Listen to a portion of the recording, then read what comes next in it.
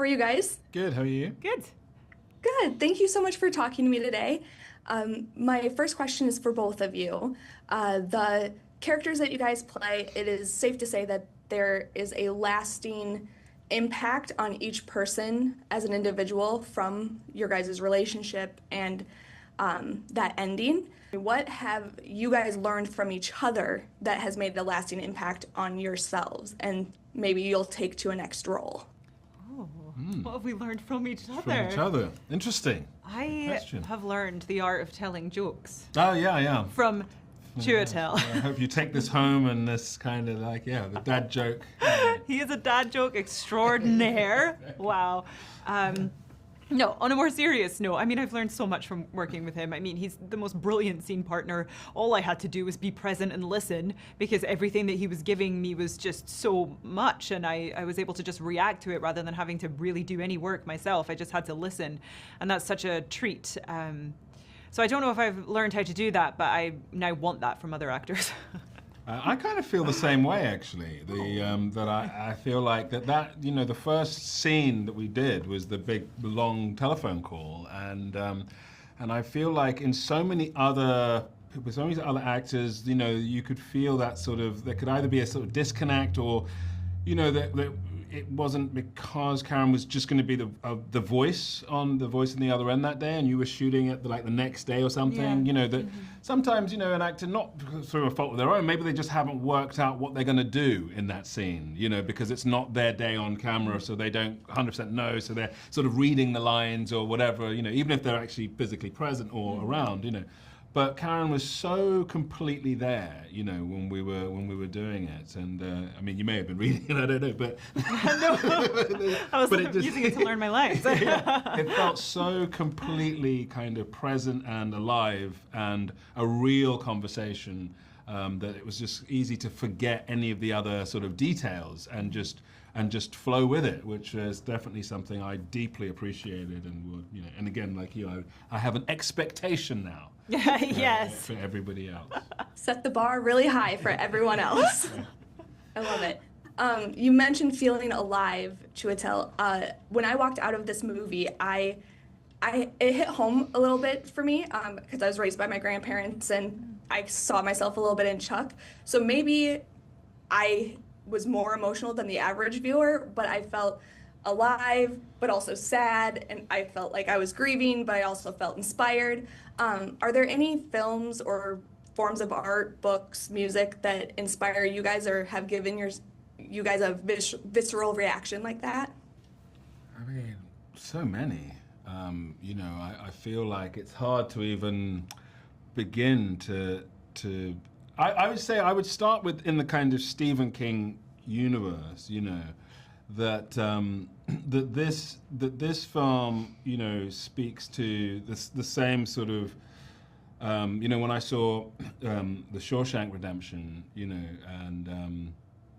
and having that feeling of just being completely captured, I suppose, by a story, being completely kind of engaged and moved. And so I feel like in the Stephen King kind of oeuvre, the Stephen King universe, I think Stand By Me is another one, and Green Mile is another, that you can kind of, there's a sense and a feeling of just him really tapping into something very profound, very human and humane, about the experiences of life, which I love.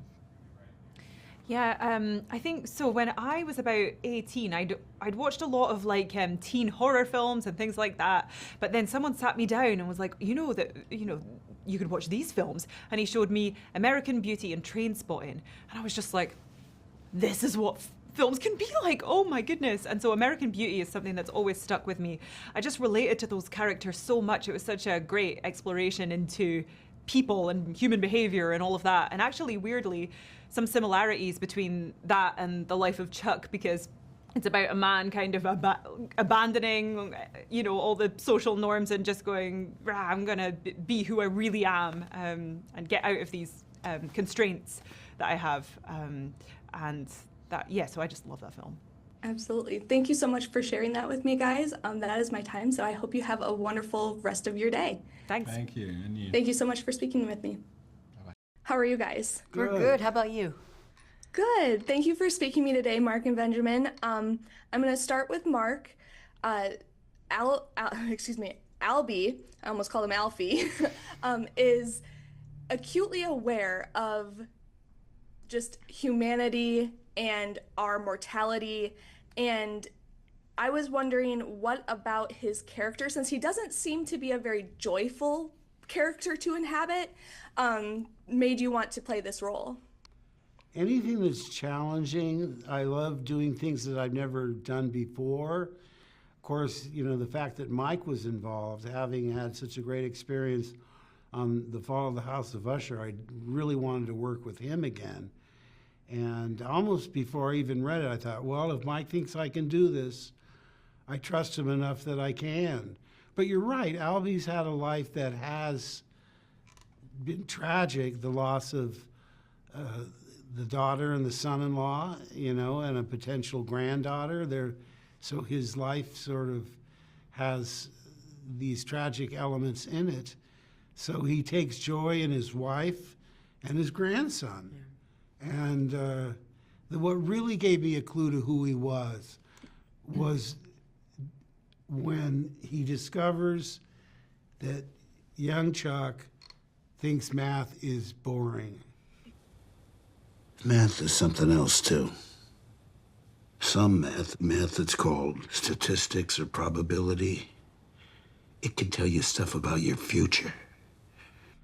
It pushes a button in Albie, and he launches into this long defense of math in a way that even I couldn't appreciate. You know, I'm not an accountant, but to see what he sees in math, it told me exactly who he was. Absolutely. I was very moved by this film, especially with your monologue, Mark, in that scene that you're mentioning with the math is art, but it can be boring sentiment. Benjamin, what were you thinking in that moment as Chuck? Because as a viewer, I'm thinking, he's just getting talked at by his grandpa, and he doesn't care a lick about what he's saying. Yeah, no, I somewhat think math is boring in real life, so that kind of helped. Although I'm currently making my way through Algebra 2. Pray for me. I will absolutely pray for you. Thank you very much. I need all the help I can get. No, I think that definitely played a little bit. I mean, it was a real life experience that I just kind of tried to put into the role. I'm mostly for that scene, I'm really just listening to him. And as he kind of goes on through his speech, I kind of become more in awe of what he's saying, because I realize, well, what he's saying is really true.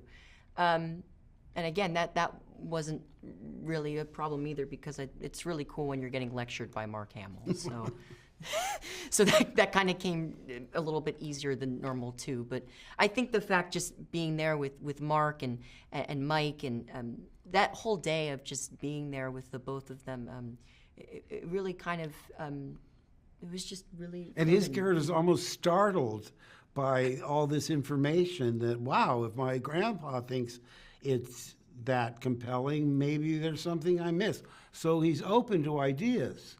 And so he has growth. That's another important thing, is that you see the growth of this character through 4 incarnations. And yeah, and that's like the first time you've talked to Chuck, the character, and like actually talked to him in a very long time in the story. Well, thank you so much for your guys' time. I really appreciate your insight. Thank you so much for talking to me today. Thank you very much. Thanks for having us.